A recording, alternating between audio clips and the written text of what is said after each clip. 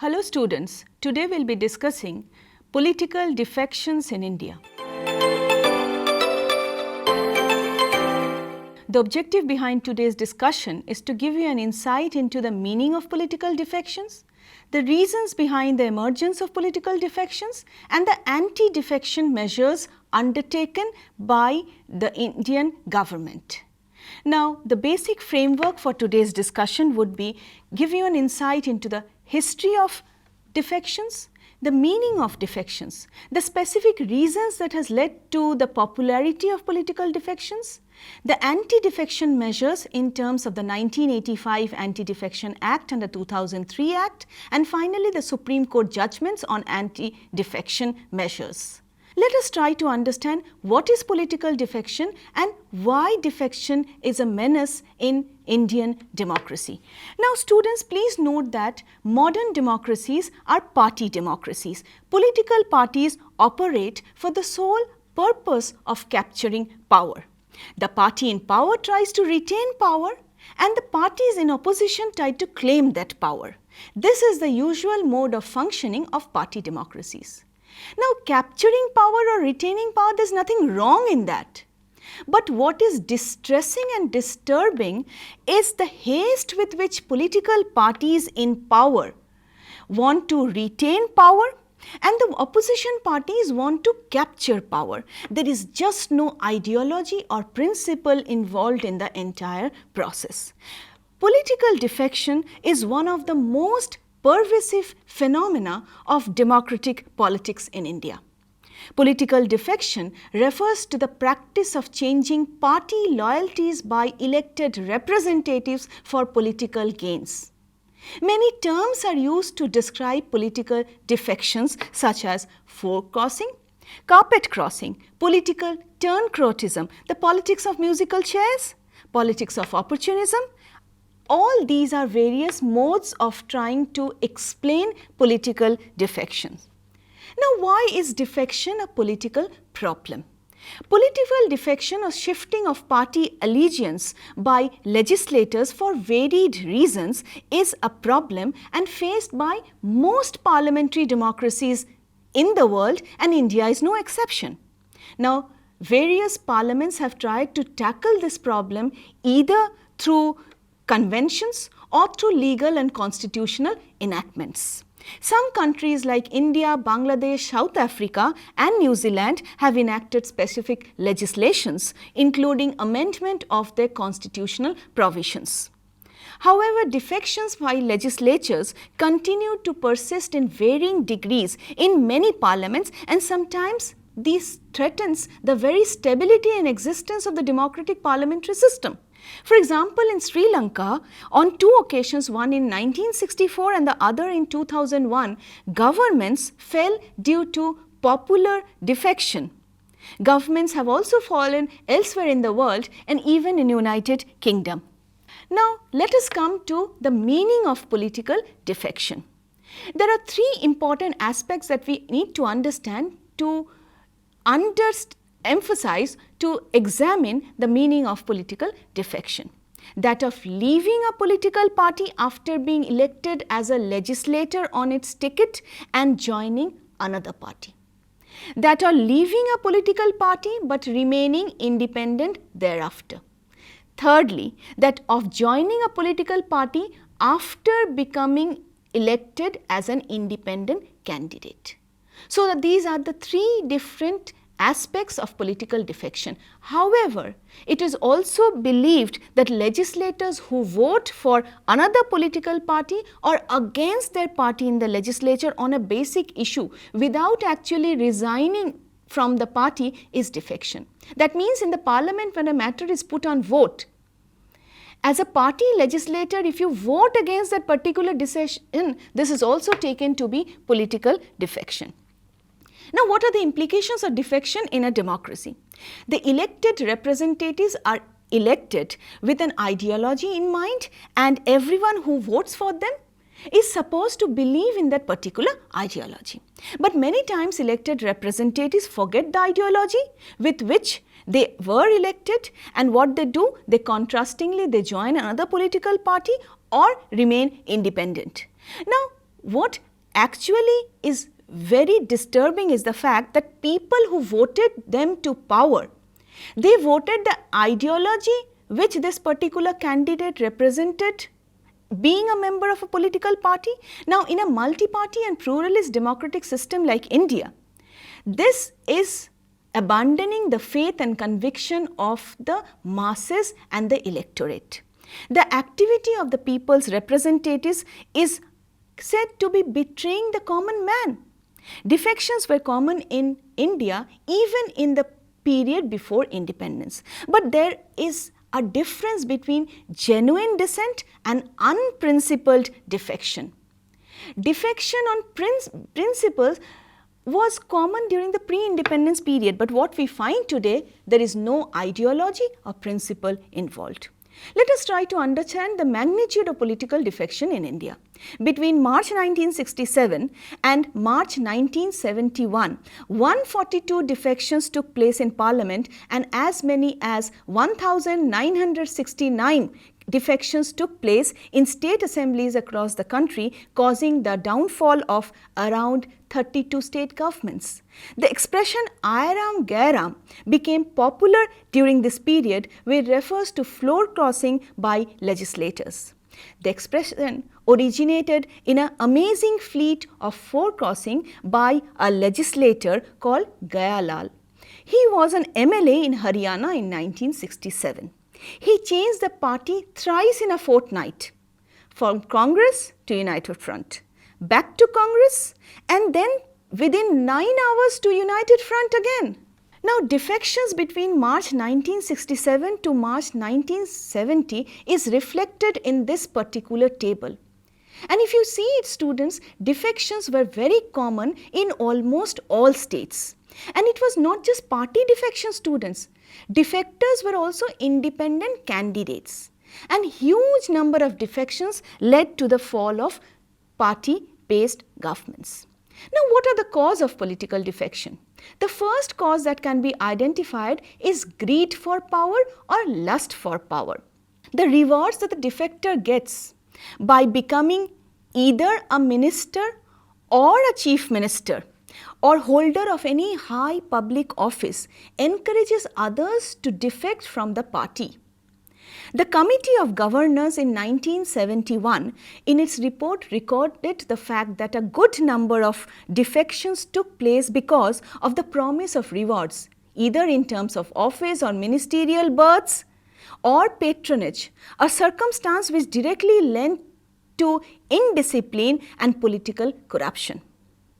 Lashman Singh Gill in Punjab, P.C. Ghosh in West Bengal, B.J. Mandal in Bihar, and G.N. Singh in MP defected for becoming chief ministers. The list of MLAs who defected for getting ministerial berth is also very long to get incorporated. During 1967 to 73, as many as 212 out of 2,700 defectors secured ministerial berths. So, it is this greed for ministerial berths and official patronage that forces people to leave their party and join another political party. The second important reason is defection by popular leaders. Whenever an important and a very powerful leader defects, he takes along with him a group of popular members within the party. At times, maybe more than 1/3 of the legislature. A shrinking party would lose leaders and an expanding party would gain leaders. The recent years have witnessed defection by popular leaders who have carried with them a large number of party members with them. The third reason is unprincipled political alliances. Lack of value-based behavior on the part of the legislators have always added to political defection. In fact, legislators have become purchasable commodities. They do not believe in any ideology, any principle, and ready to join any coalition, any alliance which will be politically gainful for them, either a ministerial berth or some political office or any kind of eminent political position, and they are ready to enter into an alliance. The next important reason for the rise of political defection is the existence of factional groups within political parties. Internal factionalism, disputes over allocation of seats, dispute over allocation of tickets to various candidates also leads to political defection. Whenever a prominent leader is denied a ticket for non-performance, the quickest route that he takes is he leaves the party, defects and joins another political party. It happened in almost all state legislative assembly elections in recent years. Existence of factionalism within the major political parties have led to fall of many governments. The next important reason is the lack of ideological commitments both on the part of leaders as well as elected legislators. While majority of the legislators defected for securing a berth or some rewards, some of them defected because of lack of faith in the policies and programs of the party on whose symbol they had actually contested the election. They lost their faith in the party itself. They could change sides because all parties now happen to be ideologically similar. However, the number of defections of such legislators on ideological grounds is very small today in India. The next important reason is the rise of the system of minority governments during the late 1980s and 1990s. For example, whenever there was an installation of the minority government, whether it was the United Front government or the National Front government, we find that these United Front or alliances led to the rise of defectors from other parties to United Front, and these minority governments often welcomed defectors from other parties. The next important reason was dilution of the position of national level parties. Between 1947 to 1967, the Congress continuously wielded power at the center as well as in most of the states. The situation changed after the Janata Party was formed and the first coalition government came up, when several non-Congress parties coalesced in order to form the first coalition party. Other parties saw in it as an opportunity for demolishing the Congress and hence encouraged defections. Many congressmen defected from the Congress and joined the Janata Party. This defection and changing of party loyalties actually exploded the myth of the invincibility of the Congress. The Congress, on the other hand, was not prepared to reconcile itself with the new reality that it was losing out power and the non-Congress parties were gaining power. In this direction, loose organizations of united fronts, presence of internal conflicts within the parties and lack of ideological unity all culminated together to lead to the rise of the menace of political defection in India. Now, political defection was common not only for the Congress but also for non-Congress parties.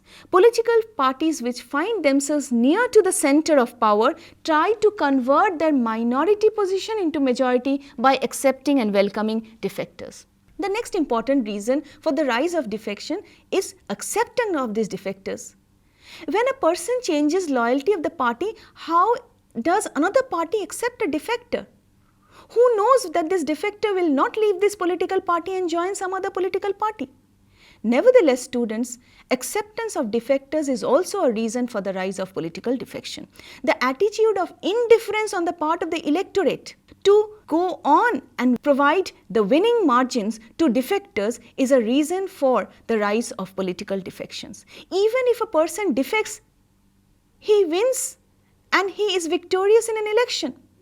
So the electorate welcomes these defectors. Not only just the electorate, even political parties accept defectors. These defectors are made ministers, chief ministers without any hesitation by the original party leadership.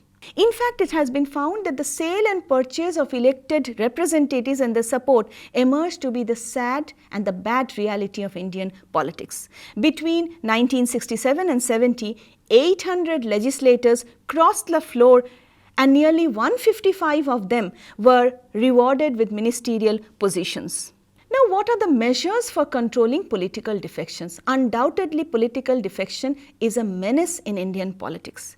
In order to combat the menace of political defections in December 1967, the Lok Sabha adopted a resolution for constituting a committee of leaders of political parties, eminent jurists and other public men under the chairmanship of Sri Y.V. Chavan, the then Union Home Minister.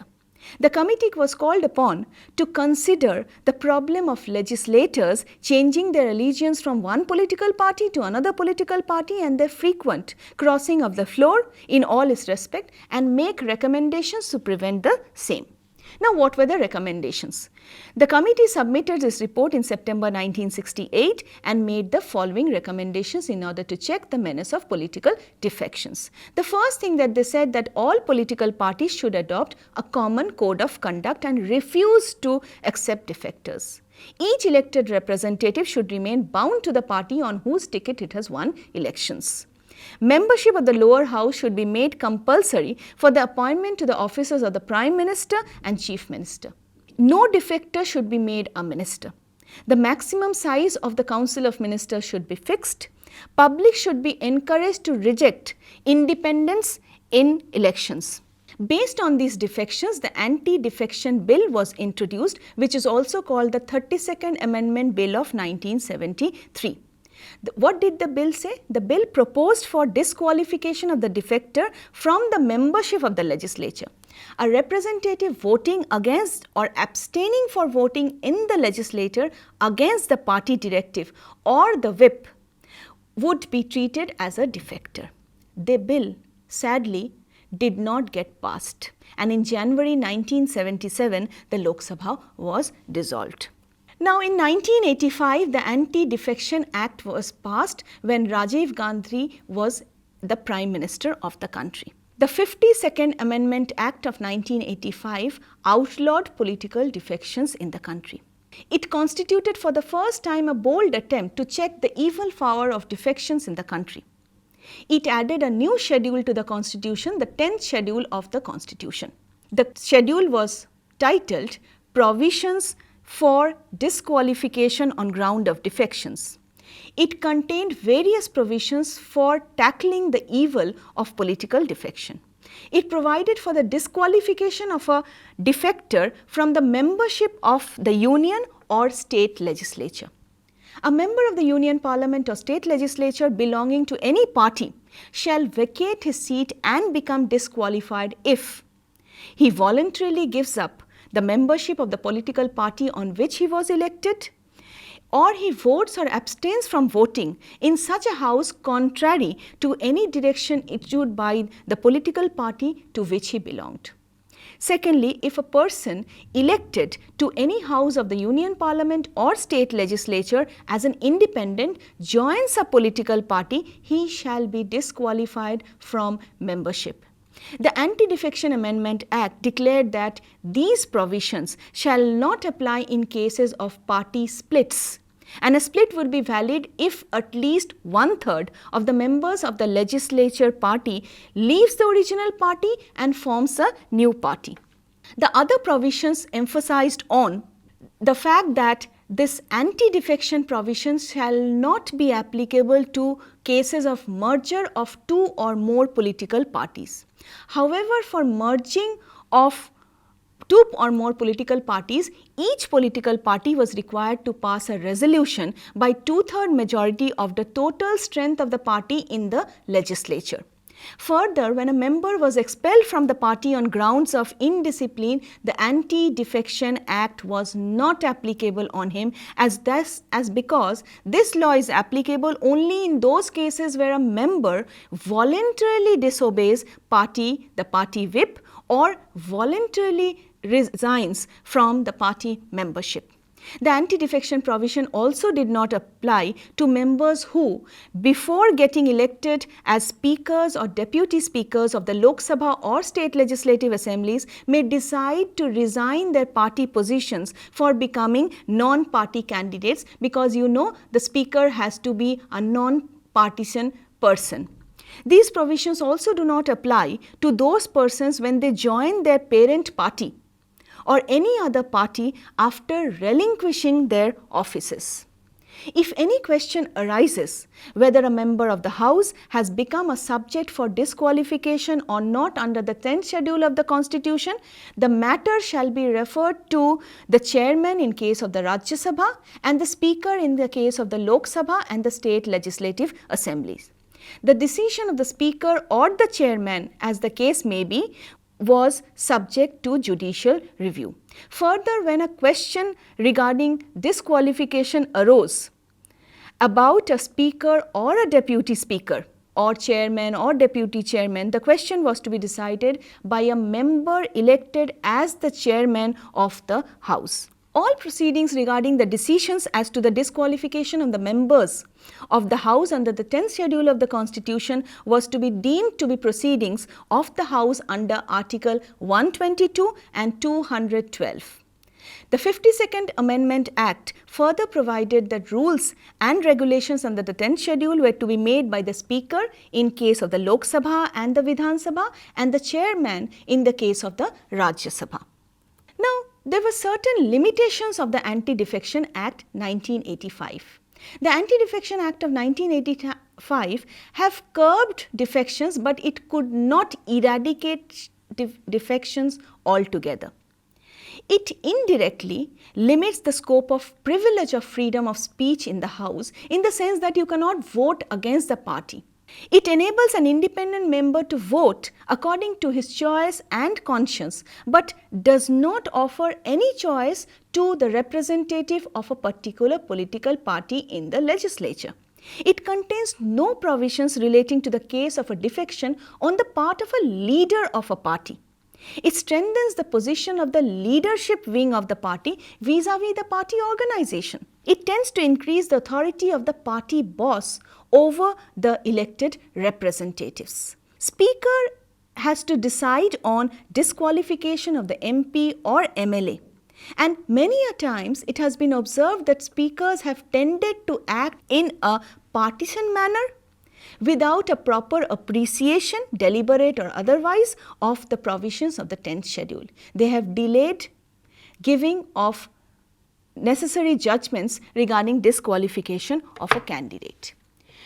There are other limitations of the 1985 Act. The members belonging to smaller political parties with less number of seats could defect easily by using this 1/3 criteria. Even after passing of the Anti-Defection Act, almost all political parties continued to experience defections in the grab of splits. Between June 1991 to November 1993, within a period of 2 years, Janata Dal suffered 3 splits, that is, group defections. Now, let us try to understand popular defections after 1985. The Congress suffered a virtual split in the sense that Congress T was formed. The TDP in Andhra Pradesh got split between TDP Naidu and TDP NT Rama Rao. In 1999, a sizable chunk of the MLAs of the Haryana Vikas Party of Sri Banshi Lal defected to form a separate group and join the INLD in forming a government under the leadership of Om Prakash Chautala. Between 2002 and 2003, UP witnessed a number of group defections. The anti-defection legislation has not only reduced the scope of defections but has failed to eliminate defections from the country. Now, group defections have come in place of individual defections. So, even if after 1985 Act was passed, we have not been able to curb the menace of defections. So, in order to strengthen the 1985 Act, the Anti-Defection Act of 2003 was passed. This is the 91st Amendment to the Indian Constitution. This Act has provided for further stringent provisions and made defections a very rigorous affair. The strength of the Council of Ministers will be limited to 15% of the total strength of the members of the Lok Sabha and state legislative assemblies. This stipulation puts an end to the defection from one political party to another. Now, with this 15% cap, the parties cannot increase the ministerial berths. A defector will not hold a remunerative office till he wins fresh elections. Minimum number of ministers in small states was to be limited to 12 instead of the earlier 7.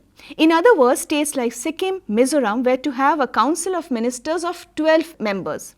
No splits in parties except on ideological grounds were to be allowed.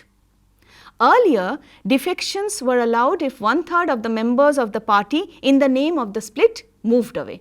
But now splits are not allowed, and if a split happens, it has to be on the basis of an ideological ground.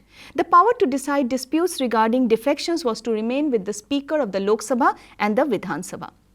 Now, what does the Supreme Court has to say on anti-defection law? Clause 7 of the 10th schedule was struck down by the Constitution Bench of the Supreme Court in the very famous Kyoto-Holohau judgment of 1992.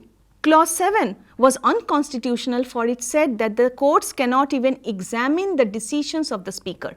The Supreme Court said that though it is for the Speaker to decide on the question of disqualification of a legislator was vested in it, the scope of judicial review cannot be erased.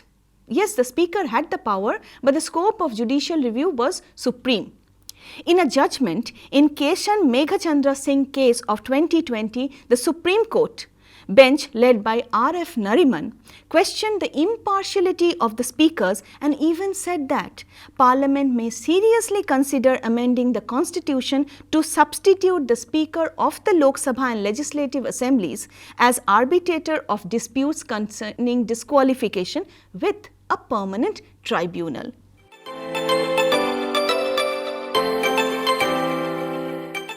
Now, what have we learned today? The Anti-Defection Act of 1985 and 2003 undoubtedly are welcome steps towards controlling defection.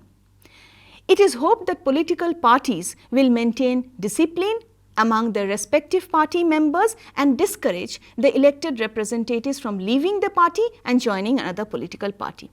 However, splits and mergers and new splits, new mergers, new alliances have been keeping alive the environment of political defection in India. Purchase of support in the name of support from outside also tantamounts to a virtual defection which compels the elected representatives to change their party allegiance. Political defections in the name of splits still continue to be present in the Indian political system.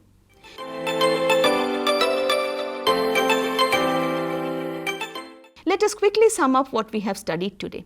We have studied the concept of defections. We have studied the various reasons for the rise of defections, most importantly the greed for power, lack of principles, lack of ideology, inability of the national leaders, acceptance of defectors, and more importantly the people accepting defectors by giving them the winning margin. Now, there have been two acts passed by the Parliament in order to curb the menace of defections. They are the 1985 Act and the 2003 Act, which have actually installed the 10th schedule to disqualify legislators if they defect. However, defection still continues to be a menace in Indian politics. Thank you, student. That's all for today.